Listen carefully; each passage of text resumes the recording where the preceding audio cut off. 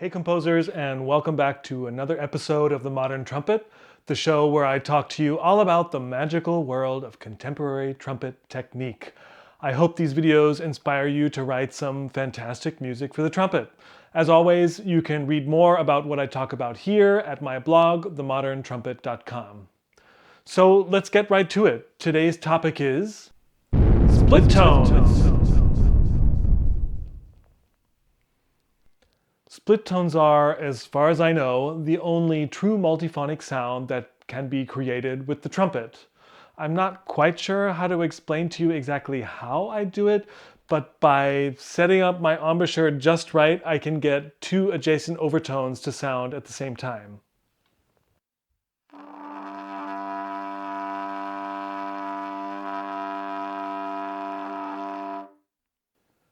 If you're not familiar with natural overtones on the trumpet, here's a quick overview. So for every valve position, I can play a natural overtone series. Here you see the series over 2 octaves.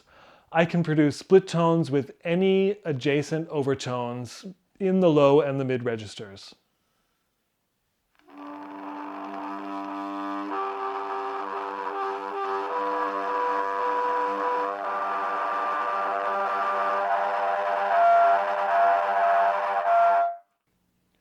You can already hear how tricky things get in the higher register.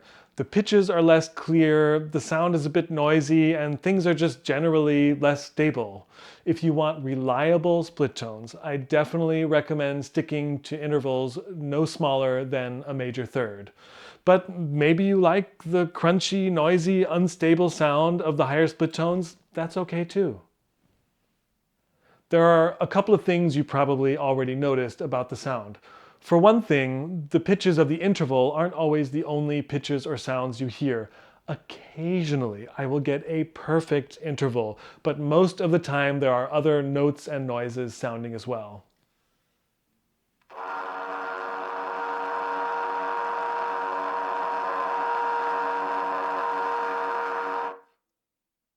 You also probably noticed that the interval isn't always pure. Sometimes my perfect fifth is actually a diminished fifth, or my perfect fourth is a major third. The lower note of the interval gets raised a half step. The result is pretty unpredictable, and I've never been able to fully control it. That's just part of the unstable nature of split tones.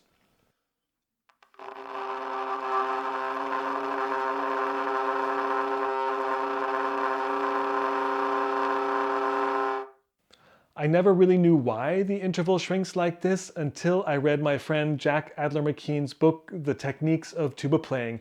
He did a deep dive on this, and I definitely recommend you check out his book. In my last video, I highlighted using half-valve technique with air sounds. Well, once again, I'm back to half-valve as a cool effect for split tones. Most of the intervals that you can play normally with split tones, you can also play half-valve, giving the split tones a special sound color.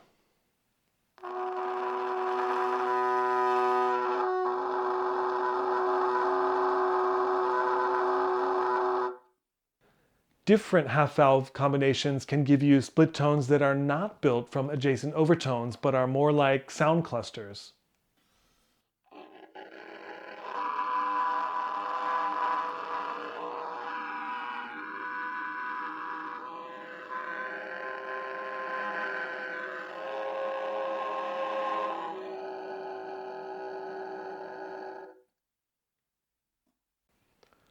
The first time I had to play a split tone in performance, I totally failed. It took months of dedicated practice afterwards to produce reliable split tones. Even now, depending on the context, they can be pretty tricky. I guess that's maybe the most important thing to know. Split tones are like delicate flowers. They take time to unfold. They can be pretty short-lived, or they might not even sound at all. There is plenty more I could tell you about split tones, way too much for just one video. So if you're interested in learning more, do check out my blog where I've already got a post up with some audio examples and some other tips and tricks to help you out. So there you have it. Thanks for watching, and don't forget to support your local trumpet player. We need gigs, folks!